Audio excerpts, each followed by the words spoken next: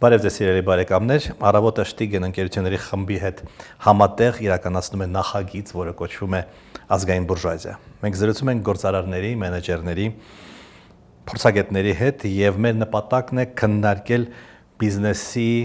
ազգային պատասխանատվության, ինչպես նաեւ մեր հասարակությունը բարեփոխելու խնդիրները։ Եվ կոնկրետ այս հաղորդումը նվիրված է IT ոլորտին, այս խնդիրներին ինչպես է վերաբերում IT ոլորտը։ Եվ այժմ առավոտի տաղավարում է Crisp ընկերության համահիմնադիր Արտավազդ Մինասյանը։ Շնորհակալություն Արտավազդ։ Շնորհակալություն հավերի համար։ Ձեզ համար գոյություն ունեն ազգային բիզնես եւ առավել եւս ազգային բուրժուազիա հասկացությունը։ Միանշանակ ազգային ընդհանրապես ինստիտուտ ցանկացած ազգի ներկայացուցիչ փորձում է իր բիզնեսը կառուցել իր ազգային նպատակներին հասնելու համար առաջերտին։ Իսկ շահույթը կարևոր է, բայց մենք շահույթով չես կարող մեծ առաքելություն ձևավորել։ Ու մեր ընկերության հիմքում էլ հենց առաջի օրվանից Հայաստանի զարգացումն է եղել։ Ասենք մի օրինակ ուղղակի կարող եմ ասել, մեր ընկերությունում իմ համահիմնադիր Դավիթը 10 տարի ապրեցուց ԱՄՆ-ում վերադարձել է Հայաստան ու որոշել է Հայաստանում սկսի բիզնեսը։ Մյուս գործընկերներս, որ աշխատում են ընկերությունում, շատերը Ամերիկայից, Եվրոպայից վերադարձել են Հայաստան։ Ու ընդհանուր մեր ոնց որ փիլիսոփայության մեջ կա հայկական հզոր տեխնոլոգիական ընկերություն ստեղծելու ծոր գերնպատակը ու երևի ավելի շատ avocation-ում, քան թե $1 կամ $2 ավել շահույթը կամ եկամուտը։ Դե կարող եք ասել, որ ազգային նպատակների առանցքում է Հայաստանի Հանրապետությունը, մեր պետությունը։ Միանշանակ։ Ես լիովին հավատացած եմ, որ եթե չկա ուժեղ պետություն, այդտեղ չես կարող ունենալ ուժեղ բիզնես։ Երբ որ պետությունը կամ պետության հիմքերը սասանվում են, բնականաբար անդրադառնում է ընկերության վրա ու բիզնեսի վրա, ու եւ ճիշտ է հակառակը, երբ որ պետությունը ծաղկում է, քո բիզնեսն էլ է ծաղկում։ Հետեւաբար բիզնեսը նպաստում է պետության ծաղկմանը, չէ՞։ Փոխկապակցված է իհարկե։ Բայց մի բիզնեսով չի ստացվի, այսինքն պետք է էկոհամակարգ բիզնեսների, պետք է սինխրոնիզացիա ու պետք է մակրո քաղաքականություն ճիշտ, որպեսզի այդ ամենը ստացվի։ Բիզնեսը կապված է ազգային առանձնահատկությունների հետ լավ իմաստով նաև, հա։ Վերջերս լուր տարածվեց, որ Հայաստանում նախատեսվում է ստեղծել $500 միլիոն արժողությամբ արհեստական բանականության տվյալների կենտրոն։ Եթե դա ճիշտ է, ապա ես կարծում եմ ինչու են դա անում Հայաստանում, հա, միջազգային բաները, կամ ինչու են սովետի ժամանակ Մերգելյան ինստիտուտ անում, որովհետև կադրեր ունենք, որովհետև ինչ որ տաղանդներ ունենք, թե բան եմ ֆիքստրություն եմ անում։ Սա մեծ տեխնատեսնությունը։ Ինչ որ տաղանդներ ունենք, բայց կոնկրետ այս պրոյեկտը անում են հայ բիզնեսմեններ, մի մասը Հայաստանից, մի մասը Սփյուռքից, որոնք միավորվել են այս մի գաղափարի շուրջ ու կարողացել են միջազգային կորպորացիաներին համոզել, որ ներդրումներ անեն Հայաստան։ Բայց համոզվել են, չէ՞, եթե իրականացվի, ուրեմն համոզվել են։ Ունենք ինժեներական, մաթեմատիկական եւ այլ կադրեր մենք ունենք։ Միանշանակ, այո, այդ առումով նախապայմանները կան իհարկե, բայց այդ համոզելու գործն է շատ կարևոր, որովհետեւ շատ երկրներ դա ունեն ու ինչու հենց Հայաստանում այդ բնականաբար այդ բիզնեսմենների ձեռներեցների շտորք տան, որ կարողացան են համոզել միջազգային կորպորացիաներին։ Այդ կադրերը, հա, այս 30-35 տարվա ընթացքում շատացել են, քչացել են, որակը բարձրացել է, իջել է, ինչպիսի դինամիկա կա այստեղ։ Նայած ուղղություն, ֆունդամենտալ գիտության մեջ քչացել է։ 80-ականների վերջին Հայաստանում 40,000 գիտությունների տեխնացու կար, ու գիտությամբ զբաղվող մարդ կար։ Հիմա այդ թիվը երևի 3,000-ի կարգ է։ Դրա հետ մեկտեղ ծրագրավորողների ու ծրագրային ապահովում ստեղծող ինժեներների թիվը արդեն 50,000-ի է հասնում։ Այսինքն, տես ոլորտային ուղղության փոփոխություն է տեղի ունեցել։ Մեկը կիրառական է, մեկը ֆունդամենտալ, հա, այդպես կարելի է ասել։ Նույնիսկ կիրառականում կան ֆունդամենտալ ուղղություններ, որ ավելի տեխնոլոգիական են, ավելի գիտահեն են, ավելի նոր տեխնոլոգիաներ ստեղծելուն են ուղղված, ու կան ավելի շատ պարզ տեխնոլոգիաների վրա հիմնված լուծումներ, ու կարծում Հայաստանում երկրորդ մասնագետ է կշռում, երևի 28-90 հարաբերակցությամբ։ Ես ծրագրավորողներից լսել եմ, որ վերջին 5 տարիների ընթացքում ծրագրավորողների շուկայում ինչ որ անկում է տեղի ունենում այն պատճառով, որ որոշ ֆունկցիաներ արդեն իր վրա սկսել է վերցնել արհեստական ինտելեկտը։ Այդպես է։ Այդ հիմնական պատճառը չի։ Հիմնական պատճառը փողի գինն է։ Վերջի 3 տարվա ընթացքում Ամերիկայի կառավարությունը փողի գինը թանկացրել է 0.25%-ից մինչև 4%-ով ավել, ու դրա հետևանքով էժան փողը քչացել է, իսկ եթե էժան փողը քչանում է, ներդրումներ նորողությունների մեջ էականորեն քչանում են, ու արդյունքում տեխնոընկերությունների ֆինանսավորումը էականորեն իջել է։ Դրա պատճառով ծրագրավորողների քանակը պահանջվող քչացել է, հիմնական պատճառը դա է։ Այսինքն դա նաև խանգարում է ձեր բիզնեսին։ Իհարկե, այն առումով, որ նոր ֆինանսավորում գտնելը էականորեն ավելի բարդ է, քան 3 տարի առաջ։ Այսինքն պայմանական, եթե նես փուլում ես, որ արդեն ունեիր 3 տարի առաջ $1 միլիոն վաճառք տարեկան, դու կարող ես հեշտ ֆինանսավորում գտնել։ Հիմա այդ թիվը ասենք մի քանի միլիոնն է։ Շեմը շատ է բարձրացել։ Այս մի առիթով մենք արդեն խոսել ենք հայկական բուրժուազիայի դեմքը, այսպես ասած, փոխվում է, հա, եւ այն ավանդական դեմքը, որը ձևավորվել էր 90-ական թվականներին, նոր սերնդի մոտ չկան, հա, այդ չաղմարտիկ, որոնք Օլիվիեի մեջ ուրեմն քնում են։ Չկան։ Եվ դա կապված դուք կապում եք IT ոլորտի հետ, մասնավորապես, որովհետեւ հիմա ինչքան է 10%-ն է այլ IT ոլորտը Հայաստանում։ Այ երբ որ դառնա 15-20%, ելի ավելի արագ թափով այդ եւ դեմքն է փոխվելու եւ հասարակության ընկալումը։ Այդպես է։ Միանշանակ։ Եթե նայեք Ամերիկայի 10 ամենահարուստ մարդիկ 1980 թվականին, իրանք գրեթե բոլորը անշարժուհի բանկային համակարգ էին կամ նավթային ընկերություններ, հիմա երևի բոլորը տեխնոլոգիաներից են, նույնը Հայաստանում է տեղի ունենալու։ Ու բնականաբար այդ բերելու է հասարակության մեջ ազատության փոփոխության ու սերեոտիպների փոփոխության ու պատկերացումների, սպե շատ մոտիկ ենք դրան, հաջորդ 5-ից 10 տարվա ընթացքում տեղի ունենալու։ Դուք կարող եք կանխատեսել ձեր ոլորտի դինամիկան Հայաստանում մոտակա 10 տարվա ընթացքում։ Կարող եմ ասել, որ հաջորդ 5 տարվա ընթացքում մի շարք ընկերություններ մեծ հաջողություններ ունենալու, այսինքն լինելու են կամ միջազգային կորպորացիաների կողմից կլանում իրանց, կամ լավագույն դեպքում գնալու են իրանք հանրային շուկաներ, ու արդյունքում մեծ քանակի մարդիկ, հազարավոր մարդիկ արդար աշխատանքով դառնալու են միլիոնատերեր, ու նորից սկսվելու է այն հայտնի ցիկլը, երբ որ մեկը աշխատում է ինչ-որ ընկերություն, որ հաջողության է հասնում, հարստանում է, ու սկսում է ներդրումներ անել նոր ընկերություններում, ու Սիլիկոնյան հովիտը ամենամեծ օրինակն է դրա ոնց աշխարհի մակարդակով։ Կարծում Հայաստանում էլ է սպասվում այդ պայծառ ապագան։ Այսինքն ազգային բուրժուազիան իմ կարծիքով հենց այն մարդիկ են, որոնք արդար հենց ընդգծում են, արդար ընկալվում են որպես արդար փող ունեցող մարդիկ եւ իսկապես արդար փող են աշխատում։ Արդարությունը երևի մարդկային ամենակարևոր արժեքներից մեկն է, եթե ոչ ամենակարևորը։ Ու ինձ թվում է Հայաստան իրականության ամենամեծ խնդիրը վերջի 30-35 տարվա այդ արդարության բացակայությունն է ոնց որ բոլոր ոլորտներում։ Ոստեղ կարծում շանս կա, որ կստեղծվի մի հատ մարդկանց նոր դասակարգ, որը որ լրիվ արդար ճանապարհով է հասցնել հաջողությանը, որտեղ որ գտնվում է։ Ու նաև այդ վերաբերյալ փոխը ձեռներեցների նկատմամբ։ Դա սովետական շրջանում ձեռներեցը սպեկուլյանտ էր, հետսովետական շրջանում գիշատիչ էր, որը որ ուղղակի սեփականաշնորհում է պետական օբյեկտները, իսկ նոր սերնդը կամ նավթի խողովակի կողքին է հանկարծ հայտնվել, պատահաբար հայտնվել, կամ գազի։ Գազի, հա։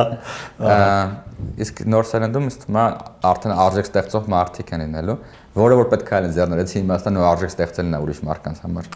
Կարող է վերջնական, հա, վերջնական սերնդափոխություն ունենա, այսինքն, չգիտեմ, Ռոքֆելլերը կամ Էնդրյու Քարնեգին կամ Հենրի Ֆորդը հիմա Իլոն Մասկն են եւ Բիլ Գեյթսը, չէ՞։ Այսինքն չկան հիմա այն կարգի բիզնեսմեններ այնտեղ, իսկ այստեղ երբ է դա տեղի ունենալու։ Ստո մեր մոտ ավելի արագ, որտեղ շուկան շատ փոքր է, եթե նայեք պայմանական ինչ հարստություն են կուտակել 90-ականների բիզնեսմենները, հիմա իրանց երեխաները պետք է փոխանցվի, ու հայտնի ֆենոմեն կա, որ հարուստ ընտանիքների երեխաները պետք է ժառանգեն արդեն կարողությունները, բիզնեսները, հաճախ գերադասում են դուրս գալ բիզնեսից, փողերը որպես ներդրում պահել, ու հնարավորություն է կապիտալի վերաբաշխման։ Կարծում Հայաստանում դա տեղի արդեն սկսել է տեղի ունենալ, որոշ ոլորտներում տեսնում եմ։ Դա տասնամյակներ չի տևի։ Դու հաջորդ 10-20 տարվա ընթացքում։ Բիլ Գեյթսը արդեն հիշատակած իր կարողության հայտարարել է 99%-ը ծախսելու է բարեգործության վրա։ Մասնավորապես մոտակա 20 տարիներին նա $200 միլիարդ ծախսելու է Աֆրիկայում տարբեր կրթական եւ առողջապահական ծրագրեր։ Հիմա պատկերացրեք հայկական Bill Gates-ը հայտնվում։ Նա նույնպես Աֆրիկայում կամ չգիտեմ Ավստրալիայում է ծախսել, թե այնուամենայնիվ Հայաստանի եւ հայերի վրա։ Հուսով եմ Հայաստանի եւ հայերի վրա։ Ինքան խնդիր կա մեր երկրում լուծելու։ Ու միշտ պետք է սկսած քո շրջանակից, առաջի հերթին քո անձը բարելավելուց, հետո քո ընտանիքը, քո բակը, քո փողոցը, քաղաքը, երկիրը, հետո նոր եթե բոլոր հարցերը լուծես Bill Gates-ի նման, նոր գնաս Աֆրիկա։ Մեր երկրում շատ հարց կա լուծելու բոլոր ոլորտներում։ Նա պետք է լինի հայաստանցի, թե պարզապես հայ, որովհետև տարբեր հասկացություններ են, չէ՞։ Ցանկալի է որ բոլոր հայերը հետ գնան ու ապրեն Հայաստանում։ Ու եթե ինչ-որ մի հայ Ամերիկայում կամ Ռուսաստանում դարձել է Bill Gates-ի նման հարուստ, ցանկալի է տեղափոխվի ստեղ ու ստեղ սկսի գործել, որովհետև որ ստեղ չես, այստեղ չէ շատ դժվար է հասկանալ ու խնդիրները, գետնի վրա լինես, շփվես մարդկանց հետ, ռեալ խնդիրները հասկանաս, նոր սկսես լուծումներ տալ։ Մենք տեսել ենք, որ տարբեր միլիարդատերեր հայ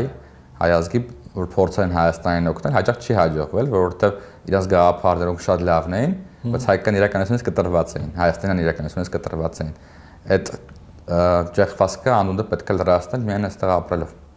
Այսինքն Քրքորյանը, հա, միլիարդներ ծախսեց, այո, բայց դա ինչ-որ միանգամյա ակցիա էր, դա բիզնեսի զարգացմանը կամ հասարակության զարգացմանը չի նպաստել Հայաստանում, չէ՞։ Մի փոքր նպաստել է, ճանապարհներ են ստեղծվել, դպրոցներ են ստեղծվել, բայց օրինակ այս ձեր նշած պրոյեկտը 500 միլիոն դոլարանոց մի համայնադիրը սփյուռքահայ է, որ այնտեղ մեծ հաջողության է հասել, ներդրողներից մեկը Նուբար Աֆյանն է, որ էլ սփյուռքահայ է, ու արդյունքում իրանք որպես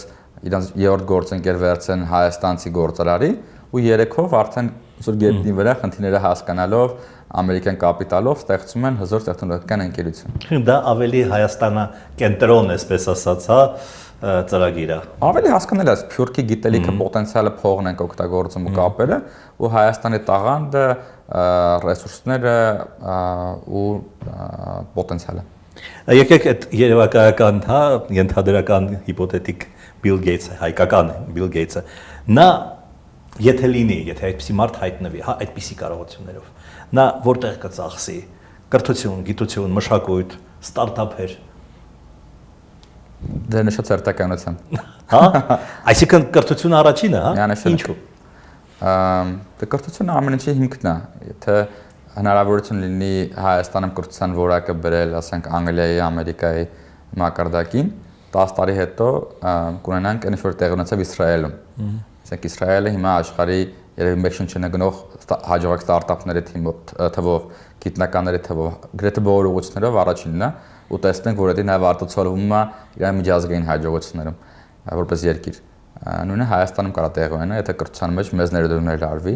ու կան Հայաստանում հաջողակ դպրոցներ, հաջողակ համալսարաններ, ուղղակի ռեսուրսների հարցը, որ այդ ամեն ինչը բազմապատկվի ու ամբողջ երկրի մակարդակով։ Հա, պատկերացրեք, որ մեզ մոտ ասում են համապատասխանեցնենք եւ հասկանում են որպես բոլոնյան սկզբունքներ, որոնք պարզապես copy-paste են արվում եւ իրականում որևէ առաջընթացի չեն նպաստում։ Այսինքն դա պետք է լինի ինչ որ եթե կրթության մասին է խոսքը եւ ներդրումների, պետք է ավելի լուրջ մոտեցում լինի, հա։ Լուրջ մոտեցում եւ լուրջ մասնագետներ։ Ասենք ամենապարզ ճանապարհներից մեկը, երբ որ շատ գումար կա, կարելի է միջազգային լավագույն դասախոսներին հրավիրել ստեղ ու ունենալ համակարգ, որ իրանք դասավանդում են, ստեղծում են իրանց դպրոցները որոշ ուղղություններում։ Հայաստանը այդպես է ստեղծվել, ասենք 1920 թվականին, երբ որ ԵՊ-ն ստեղծվել է,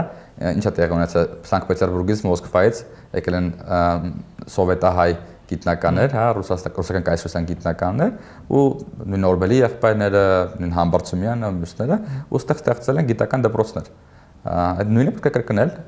ավելի մեծ մասշտաբով ու ամբողջ աշխարհի ռեսուրս օգտագործելով։ Խոսքը միայն բարձրագույն կրթության, թե նաև հանրակրթության մասին։ Նաև հանրակրթության մասին է։ Ինչ որ բան մտածում եք, դուք IT ոլորտի մասնագետներ մտածում եք հանրակրթության մասին, չգիտեմ, դուք հասարակական կազմակերպություններ ունեք եւ այլն, հա։ Հա, իհարկե։ Տարբեր ուղղություններով ենք մտածում, մի քանի օրինակ փորձ եմ բերել։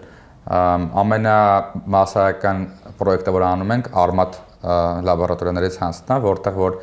պատկերացեք ոնց է փողոցային ֆուտբոլը, տենց փողոցային ինժեներական դպրոց ենք սարքում, որ երեխեքը գան սովորեն իրենց ձեռքերով ինչ-որ բան ստեղծել ու 10000-ավոր երեխաներ ու իրաց միջից կծնվեն հաջորդ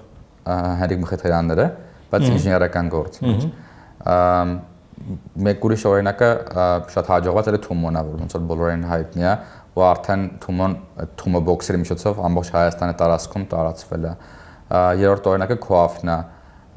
Ես ինքս Այբ դպրոցի հոգաբարձուների խորհրդի անդամ եմ։ Այբ։ Այո, ու նաև ֆիզմատ կոչվում է ֆիզմատ ընկերների, ֆիզմատի ընկերների հիմնադրամ, նաև դրա խորհրդի անդամ եմ, որտեղ որ փորձում ենք ֆիզմատ ու Այբ դպրոցների ավելի լավացնել երկու դպրոցներին էլ, ու նաև այնտեղ կուտակված գիտելիքը ու փորձը արտահանել այլ դպրոցներ ու հանրակրթության ոլորտ։ Ազգային պատասխանատվություն կրող մարդու կամ բարեգործի գործունեության մասին արժե բարձրաձայնել, թե ինչպես որ Աստվածաշնչում է գրված, աջ ձեռքը չպիտի իմանա թե ինչ անում ծախը։ Այս թվում բարդ հարց է, նաև մարդու տեսակից է կախված։ Շատ ընկերներ ունեն, որոնք շատ մեծ բարեգործություններ են անում, բայց իրենց մասին նույնիսկ Հայաստանում չգիտեն։ Բայց ես կարծում եմ, որ բարձրաձայնելը, եթե ճիշտ մարդու կողմից է արվում ու ճիշտ ձևով բարձրաձայնվում, ավելի շատ օգուտ է բերում, քան վնաս, որովհետև ուրիշ մարդկանց համար ոգեշնչման աղբյուր է հանդիսանում, հույս է արթնացնում ու նաև թույլ է տալի ուրիշների համար օրինակ դառնալ։ Ու օրինակը վարակիչ է, եթե գիտես քո ընկերը ինչ-որ գործ արել է եւ նա անկեղծ է, եւ դա անկեղծ է, միայն էգոիզմից ելնելով դու ես ուզում դա անես, ու դա առնում է արդեն շղթա։ Այսինքն համեստությունը լավ բան է, բայց եթե Արամը կամ Արտավազդը ինչ-որ բան են արել, մարդիկ կարող են մեզ անցալել որպես ինչ-որ մի փարոս, հա, այսպես ասած, որի վրա կարելի է կողմնորոշվել։ Հա, երբ է, կարող ես համեստ պատմեն, ինչ որ արել ես, պարտադիր չի անհամեստ պատմել։ Հա, բարձա։ Իմ զրուցակիցներից մեկը ասել է, որ հասարակության մեծ մասի համար միևնույն է, դուք նոր հավելվածներ եք ստեղծում, թե օդը պղտորելով ինչ-որ արտադրանք ենք անում։ Այսինքն նա կարող է դուրս գա էկոլոգիական միտինգի, նա որպես սպառող նրա համար միևնույն է, նա կարող է սպառել ցանկացած ապրանք եւ մեքենան էլեկտրական է, թե էլեկտրական չի, նրա համար այդ էկոլոգիական բաղադրիչը, ասենք այս օրինակով, այդքան էլ կարևոր չի, համաձայն եք։ Ես հավատում եմ ածաչուկային, ու որ տնտեսությունը առաջ է մղում ֆինանսները ու էֆեկտիվությունը, ու դեռ համաձայն եմ այդ ձևակերպման հետ, ոքի կավելացնում, որ եթե ուզում ես օրինակ էկոլոգիան փրկես, ճիշտ ճանապարհին չի, որ մարդկանց գնաս համոզես, որ գիտեք ինչ կա, էկոլոգիան կարևոր է, եկեք դուք փոխվեք, էլեկտրական մեքենա գնեք։ Ավելի լավ է ստեղծել էլեկտրական մեքենա, որ ավելի արագ է, ավելի էժան է ու ավելի հարմարավետ է, դուք որը գնան դա կառնեն։ Ինչ որ տեղի ունեցա վերջի 10 տարում, չէ՞, 10 տարի առաջ չկար էլեկտրական մեքենա։ Նույնը արևային էներգիան։ Նույնը արևային էներգիան, դա ավելի էժան, հիմա ամբողջ աշխարհը արևային էներգիա է դնում։ Սիլիկոնյան հովտում ձեր հիշատակած կան հայ բիզնեսմեններ, հայ բարձր կարգի մենեջերներ, մասնագետներ, կարող են արդյոք նրանք նպաստել այդ ծրագրին, թե ասելով հայկական բուրժուազիա, այնուամենայնիվ մենք նկատի ունենք հայաստանյան բուրժուազիան։ Միանշանակ, մենակ Սիլիկոնյան հովտում չէ, նաև Ամերիկայի մյուս քաղաքներում ֆինանսական ոլորտում ներդրում այն, ասենք, hedge ֆոնդերում կան այդպիսի մարդիկ, գիտնականներ կան տարբեր համալսարաններում, Եվրոպայում կան, Ֆրանսիայում, Ռուսաստանում եւ այլն։ Այսինքն բոլոր մարդկանց պոտենցիալը պետք է օգտագործել։ Բացահայտված չեն ոնց որ այդ մարդիկ, չէ՞, Հայաստանի համար։ Ամեն անգամ զարմանում եմ, երբ որ տարբեր հետաքրքիր հայեր հետ ծանոթանում, որոնք աշխարհի տարբեր ծայրերում շատ մեծ գործերի վրա են, ու այդ կապերը ճիշտ ձևով ստեղծելը ու Հայաստանի համար արժեք ստեղծելը շատ բարդ ճանապարհ է։ Դուք գործարարներդ ունեք հասարակական կազմակերպության, նաև ձեր ոլորտի առանձին կազմակերպություններ, որոնք ձեր շահերն են պաշտպանում ի վերջո, ձեր բիզնես շահերը։ Մտածել եք նաև, որպիսի նման կազմակերպ, այսինքն հորիզոնական, հա, կառույցները, քաղաքացիական հասարակությունը նպաստի նաև ազգային խնդիրների իրականացմանը։ Կոնկրետ մեր միությունը կոչվում է ԱՏԾՄ, Առաջատար տեխնոլոգիական ձեռնարկությունների միություն, ու կարծում եմ, որ բիզնես շահերի պաշտպանությունը մեր ֆունկցիաներից երևի վերջինն է, որովհետև ինչով որ զբաղվում ենք, ավելի շատ Հայաստանի զարգացմանն ուղղված, քան թե ոլորտի շահերի պաշտպանությանը։ Տեսեք մի քանի օրինակ բերեմ։ Օրինակ մեր պրոյեկտներից է Digitech-ը կամ WCIT-ն, որ անում ենք, ու այդտեղ չկա մեր համար բիզնես, ուղղակի դա անում ենք, որպեսզի ցույց տանք նոր սերնդին երեխաներին, թե ինչքան կարևոր է որտեղ ենք հասել տեխնոլոգիաների մասով, туриզմը զարգանա, կապեր հաստատվեն եւ այլն։ Մեկ ուրիշ պրոյեկտը Արմատն է, որը որ պետության հետ համատեղ որ մեր ոլորտը ներդրումներ է անում, ստեղծում է լաբորատորիաները, պետությունը վճարում է խմբակավարների աշխատավարձները ու արդյունքում շատ լավ օրինակ է ոնց կարելի է ստեղծել 500 լաբորատորիա ամբողջ Հայաստանում։ Այդպես շարունակ, այսինքն կոնկրետ միության նպատակը Հայաստանի զարգացումն է ավելի շատ, քան թե ու մեր առաքելությունը տենց ձևակերպված ստեղծել հզոր տեխնոլոգիական Հայաստան ու բնականաբար այդ ոլորտը կշահի տեխնոլոգիաների, բայց նպատակը ինչ է որ տեխնոլոգիական ոլորտը սարքել այսքան շահութաբեր։ Չգիտեմ, ինչ որ բանից հուշում է, որ ծագումով հրեա բիզնեսմենների մոտ այդ հարցերը ավելի տես բարձր մակարդակի վրա են։ Թե այդ բանա լեգենդա, այսպես ասած։ Չէ, ճշմարտություն է, շատ ավելի բարձր մակարդակի վրա են, ու նաև իրար օգնելու մասը, իրարից գնելու, օրինակ մեծ բարձր օրինակ է, որ պրոդուկտ ես հանում, միշտ չէ որ քոնը ամենալավն է լինում սկզբում, չէ։ Հրաների մոտ կա այդ ավանդույթը, որ եթե արամը ստեղծել է նոր պրոդուկտ, ու ինքը հրեա, ես առնեմ փորձարկեմ թեկուս, կարող է այդքան այս բանից պետք չլինի, բայց արամի համար դա կլինի վաճառք սկզբի համար, կկարողանա տեստավորել պրոդուկտը, ֆիդբեք ստանալ ու լավացնել։ Ու այդ շատ ուժեղ գործիք է իրանց էկոսիստեմը զարգացնելու համար, մեր մոտ այդ գաղափարները նոր սկսում են ծնվել։ Վերջին հարցը, որ ես բոլոր իմ զրուցակիցներին տալիս եմ, այս բոլոր խնդիրները, ազգային պատասխանատվության խնդիրները եւ այլն, ում կանչեմ, հա, ով կարող է լինել իմ հյուրը, որպեսզի դա բորբոքի եւ գործարարների շրջանում եւ ընդհանրապես հասարակության մեջ այդ ազգային պատասխանատվության գաղափարը։ Ես կառաջարկե Ալեքսանդր Եսյանին կանչեք Team Telecom-ի համահիմնադիր։ Ահա։ Ու այս նոր պրոյեկտի նաև համահիմնադիրն է Firebird-ի, որ 500 միլիոն դոլարանոց պրոյեկտ են անում Հայաստանում։ Շատ հետաքրքիր առաջարկ էր։ Շնորհակալություն հետաքրքիր զրույցի համար։ Շնորհակալություն։ Սիրելի բարեկամներ, ես զրուցում եմ ձեզ հիշեցնեմ Առավոտի տաղավարում CRISP ընկերության համահիմնադիր Արտավազդ Մինասյանի հետ։